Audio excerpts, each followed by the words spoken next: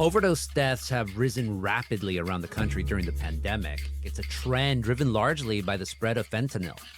In California, the push to save lives and stop the fallout has led some activists and politicians to propose safe injection sites, places where people can take drugs with clean needles without any fear of arrest. There's already one site like that operating unofficially in San Francisco. But out in Vancouver, in Canada, there's a neighborhood that has hosted a safe injection site, a totally legal one, for almost 20 years. Fentanyl? Yes. It's actually kind of a pretty color. I don't know why that one is. It's part of the draw. It's a pretty lavender, isn't it? Yeah, well, people are looking. I'm Gustavo Arellano. You're listening to The Times, daily news from the LA Times. It's Friday, May 27th, 2022. Today, the tricky choice is in setting up safe injection sites. Can you give people a safe space to do drugs without encouraging addiction?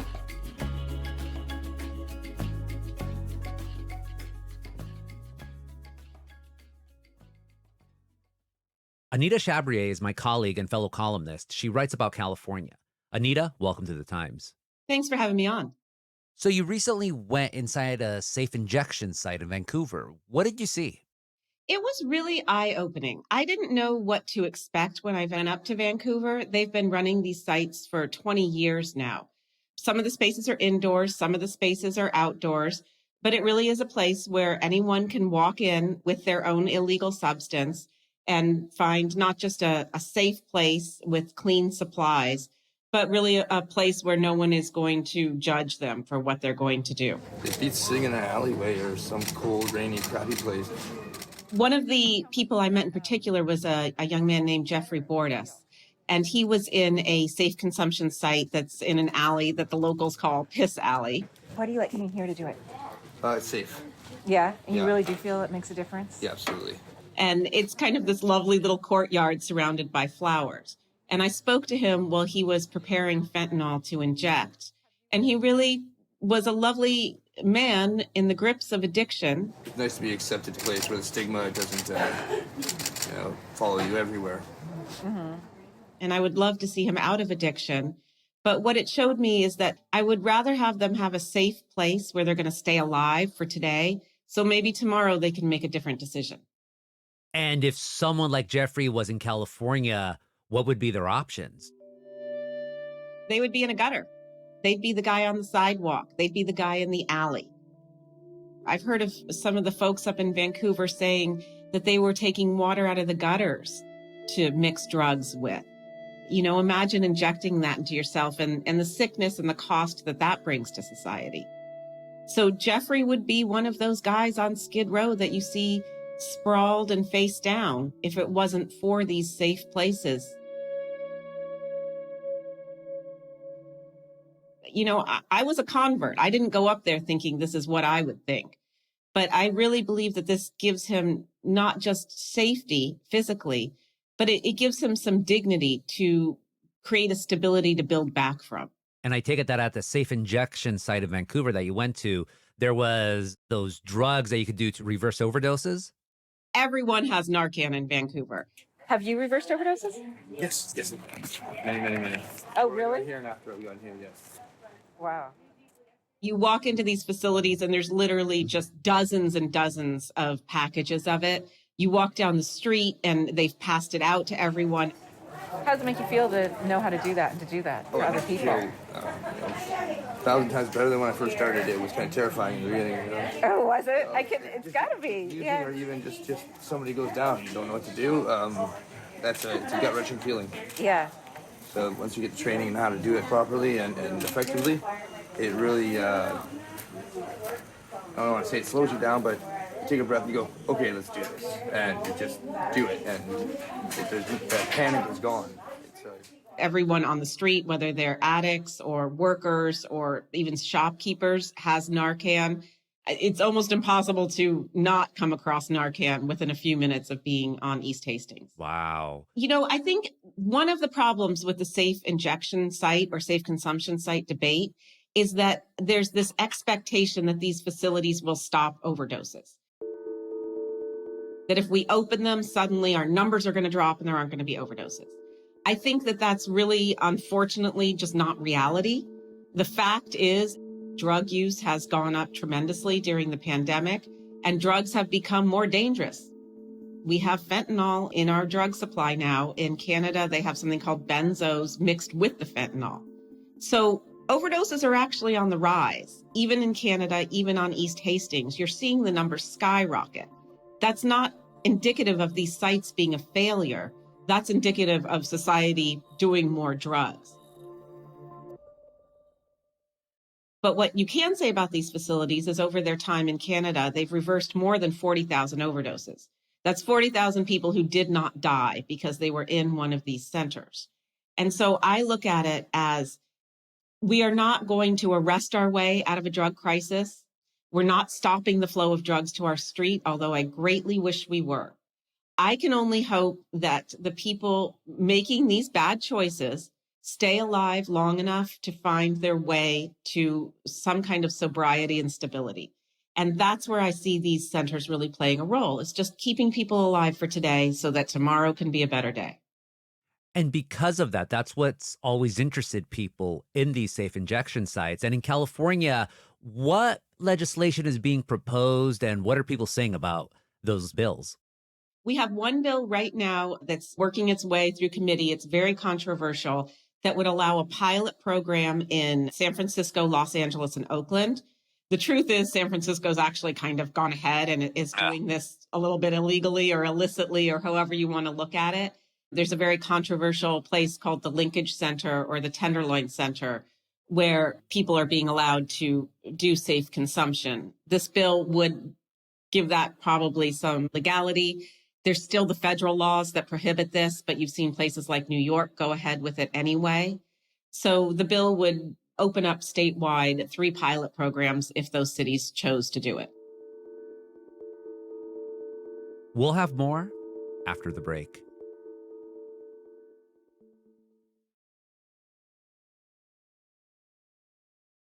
Anita, I've heard talks about safe injection sites for years, but it was always theoreticals. I was surprised to learn from reading your column that Vancouver long ago made this happen. How did that get going? It really came out of the HIV crisis. Way back in the 90s, there was a movement in Vancouver to address that the gay community especially was being hard hit by HIV and needed clean supplies. And like San Francisco, it really started out a little illicitly there without all the formal approvals. But then in 2003, they opened up the Insight Injection Facility, which was the first open consumption site. It was on East Hastings Street in Vancouver. And from there, they've really just grown the concept. So that first facility started out as a kind of a medical facility, you know, with nurses and things overlooking people or more trained people. And now they've really expanded to a peer model where neighborhood workers and other addicts can supervise. And honestly, there's dozens of these places in Vancouver. You'll see subsidized housing units where they'll have just a small space for safe consumption within the housing units. They've really embraced this as a way of harm reduction and doing business up there. Coming from California, I'm sure you saw this and you're like, where am I? On so many levels, because, you know, we think California is always at the forefront of everything, right? But we are literally 20 years behind when it comes to talking about harm reduction in this area. I don't want to sugarcoat anything. And I think if you read the column, you'll see that. To walk down East Hastings Street is somewhat terrifying. There is no direction you can look where someone is not injecting or smoking. I personally believe that we are not going to force people off drugs and that only they can make the choice. But as a society, there's a cost to having people with substance abuse disorders, right? There's the health costs, there's the emergency room costs, there's the ethical costs. And so what I see in Vancouver is a real attempt to address that and to help people move towards getting off the drugs at their own pace and while keeping them alive. So I'm assuming the gentlemen on the corner in the chairs are selling drugs. Is that accurate? One of the people I met that was just such an impressive ambassador for the area was Trey Helton. And he was one of our guides around East Hastings. Hey, good, bro. Hey, what are you doing? I'm going to get Smokey. He knows everyone. He kind of keeps order and helps everyone along. And he used to be an addict for many, many years. I stopped paying my rent, stopped paying my bills, I stopped going to work. And then I just decided to like come live here because this is close to the source, right? Like I always get dope 24/7, even at 3 a.m. He kind of came out of the punk rock scene. He's kind of a tough guy. But at some point he realized that was, not the direction he wanted to go in life. What was rock bottom for you? Oh shit. It's like my 33rd birthday pushing a shopping cart for the 5th year in a row. And I was just like, it's like super fucking depressing, but I was like, I realized that I had failed at dying a junkie. I was like, my goal was to die a junkie. I was like, I'm gonna fucking burn out and fade away like Kurt Cobain, and fucking everyone's gonna see how bad I hurt them by hurting me. So he got sober. He's been clean for years. And I see the same thing now as like being a harm reduction worker. I see my friends that have made some poor choices that maybe watching them slowly become crispy critters. He's really trying to help people figure a way out, but he knows Vancouver's reality is the same as California's. Treatment is hard to get. So like when I'm working as general manager and I'm talking to like Sketchy Dave, and they say, Trey, like, I feel fucking like I'm done. Like I wanna get out of here. Like I'm thinking about detox.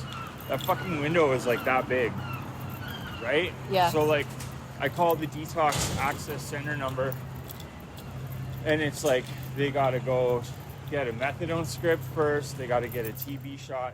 It's easy to find a place to do drugs safely in Vancouver, but if you really want detox, there's bottlenecks. There's no like, I can just call a number, have them picked up in a safe ride, ambulance transfer, and taken to a detox facility. Right? The unfortunate thing is like I have to get them to lie. So I'm like, if you really want, I don't have detox now. You can call this number. They'll give you an intake date 2 weeks from now. You're gonna have to go get a TB test and a methadone script. And then 2 weeks from now, if you remember the day, 9 a.m., say May 22nd, you have to be at Vancouver Detox. Like that's high barrier. I hear in San Francisco, they have detox on demand already. I mean, sort of, kind of. Yeah. I mean, it's certainly not a detox bed for everyone who wants it, Yeah. So what I have to tell them to do is if you really want it right now, go to the hospital, use specific language, tell them that I have a plan. I'm going to give away all my stuff. I'm going to walk to the Lionsgate Bridge and I'm going to jump off. And I've been feeling this way for a while and nothing's going to change my mind. That's what you got to do. Tell them you're suicidal. They'll put you on a mental health unit. It'll be a strike on your mental health record. But from the mental health facility, you have to advocate to the doctors and nurses that you want to transfer to a detox facility from that point. That's how you get detox on demand here. That's crazy. Shitty. Possible. More after the break.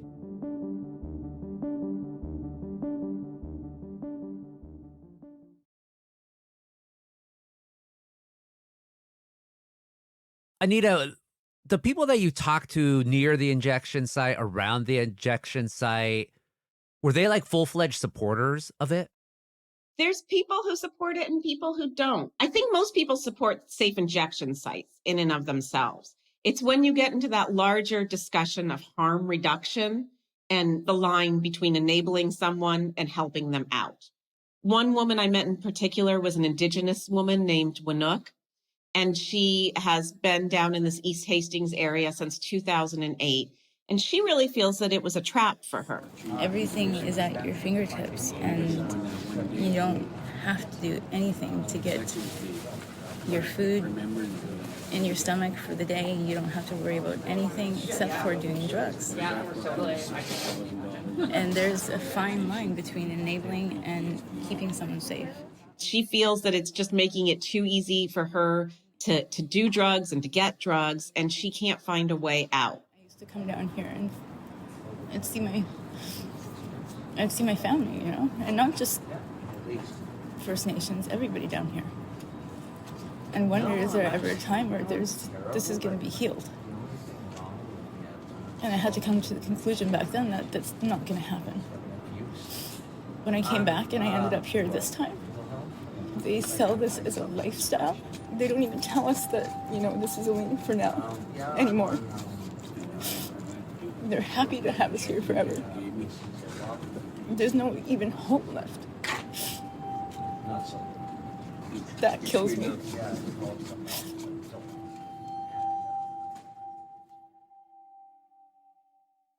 And so I do think that there's a hard and real conversation about how you make sure that you're always helping people towards that better future, not on drugs, well, not forcing them deeper into shame or denial or out of safe spaces. Who would be the beneficiary of keeping these people as addicts? Well, Winook and some other people do point out that there is an entire industry around harm reduction now. It literally millions and billions of dollars are spent on different kinds of programs to help people who are homeless, who are addicted. We all know the programs. So there is some sense that as those programs take on bigger and bigger budgets, there is incentive to keep treating people instead of moving them forward. Do you buy into that? I think bureaucracy always comes with dangers. Huh. There's always inertia in a bureaucracy. But if you ask me, is it better to incarcerate people and keep our jails being the bureaucracy, keep all of our mental health and all our substance abuse behind bars? No, I think that's a terrible idea. So if we have to move some of that bureaucracy to helping people before they get into that system, then I'm all for it. Winook really touched my heart because she's clearly someone who doesn't want to be down there and is searching for a way out. And I think we can never, ever ignore those realities and work very hard to make sure that there are clear and easy pathways for someone like Winook to get out. Like, that does happen, but it's not going to happen if they die, right? But another woman I met, Sarah Blythe, who's kind of the mama bear of East Hastings, she founded the Overdose Prevention Site. She lives down there. Her whole life is in that area trying to help people. I mean, if you see people, using in an alley, like with unclean supplies, they get like terrible skin infections, they get sepsis, they overdose when he's there. It's just, to me, that's much less compassionate. I don't view it as enabling at all. And I think we have lots of evidence, like 20 years of evidence here locally to support that that's the case. I really do have to say that I see the sense in her point of just keeping people alive until they can find that way out. And that's always the problem of that line of harm reduction. Are you helping or are you enabling?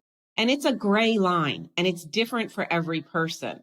But I don't think that having people like Winook who feel that she's not been helped negates that there are so many people that someone like Sarah feels that they have kept alive for one more day and maybe that there is a pathway out. There will always be neighborhoods where drug use is more common. And that really isn't fair to the neighborhoods. Do we go with legal crackdowns like some people are calling for right now? Is there some line in between where we can do harm reduction and also really think about quality of life in these neighborhoods?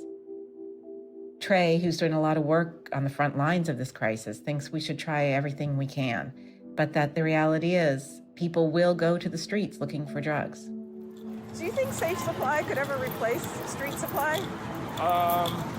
No, there'll be lots of people that'll still want to buy Street Supply because there needs to be Safe Supply for the people that aren't ready to stop. I think it's just all so complicated. Yeah. It's not one clear solution. You need lots of different options. So it's complicated and it's gray, and I just don't think we can say these sites are good or bad, or they're the cure or they're not the cure. They're just a Band-Aid while we try to figure out the rest of this mess. Anita, thank you so much for this conversation. Thanks for having me on.